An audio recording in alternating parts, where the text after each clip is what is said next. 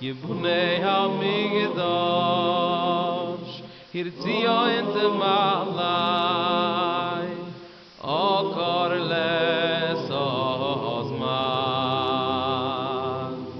Looking for wisdom that speaks to your heart? Say hello to Rabbi Joseph Kolakowski, the Koblenzer Rebbe. Rabbi Joseph Kolakowski, the Koblenzer Rebbe, brings ancient wisdom to today's world.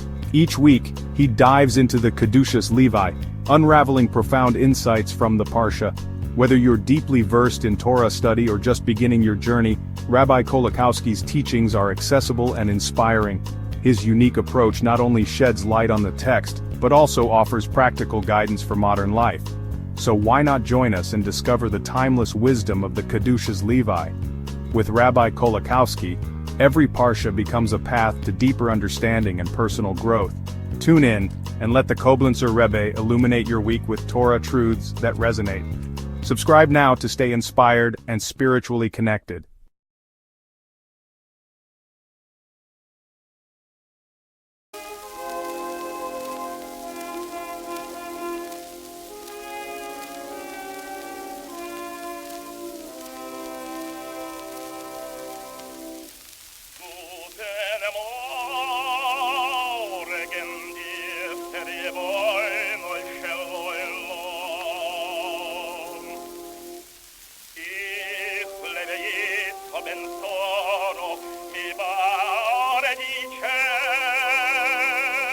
Welcome to our channel.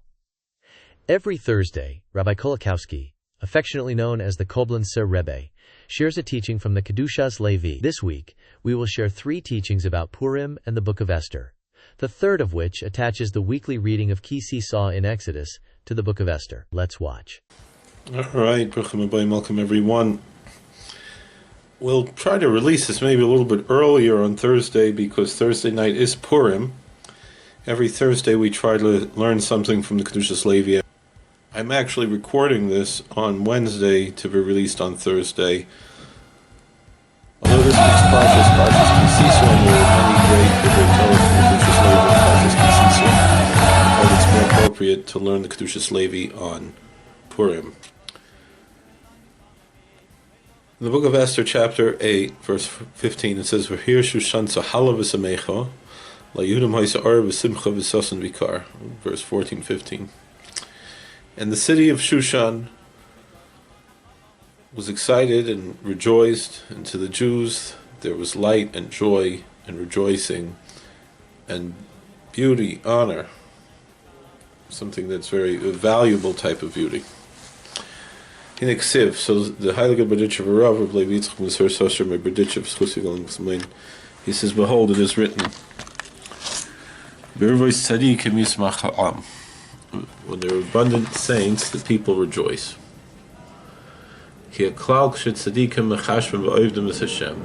General rule is like this, that when the saints think about God and worship the Lord, as a even the simple people also have joy with this.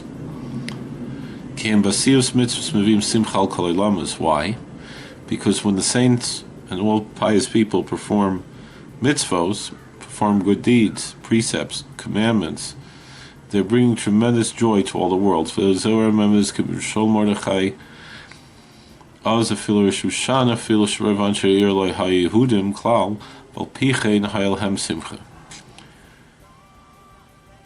this is the hint here, that when Mordechai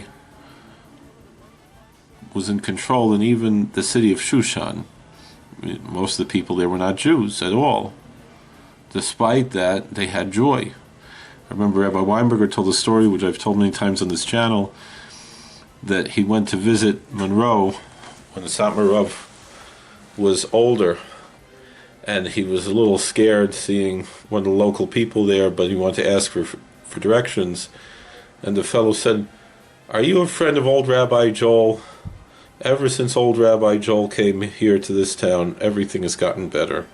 Meaning the merit of the saints blesses the non-Jews in the area too. We see there's a very interesting phenomenon in Eastern Europe, that many Christians in Eastern Europe have devotion to the Jewish saints and go and pray at the graves of the Jewish tzaddikim in Poland and Ukraine and other places, because they know that they find miracles and that their prayers are answered in these places. So it goes along that same idea that the power of tzaddikim brings joy to all the worlds, the power of the saints. But sometimes the effect is even unknown. These people at least were aware, non-Jewish people who were aware of the blessings of the Jewish saints. But sometimes people are totally unaware of that blessing. So even though they were totally unaware of the reason why they were rejoicing, despite that they rejoiced, because Mordechai, in his control over the city, brought joy to all the people. So Remes here Shushan. This is the hint of what it says in the city Shushan. Even though the people had no idea why they were rejoicing,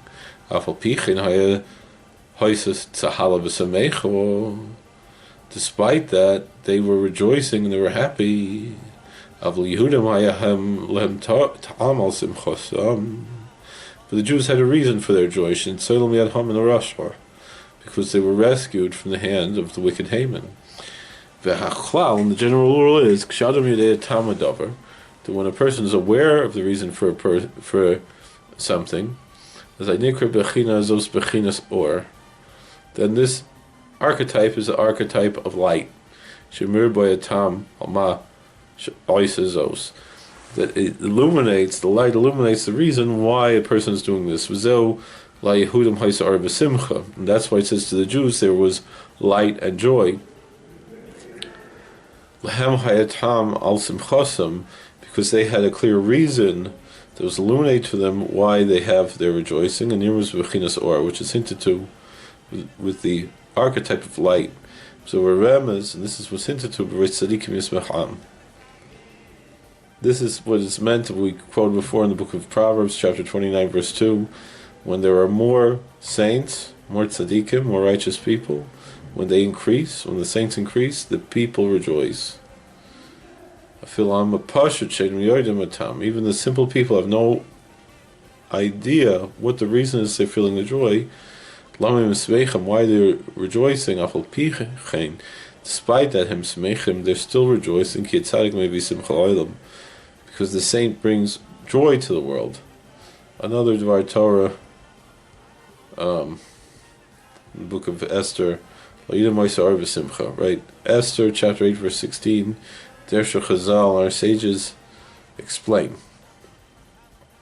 homiletically, Simcha Zo Yom Tov. This is the Gemara in Megillah Zayin Amud Beis 16b, that joy is the archetype of the holiday. In accordance with our rabbis taught, may of blessed memory, the Haman Hilshin Aleim Shemachzikim Yom Tov Ein Sham Glal Kain Batsala Amr Hakasav Shahashem Yisbarach Hefir Atzasai Rakli Hudim was a Yom Tov Shechziku Yom Tov.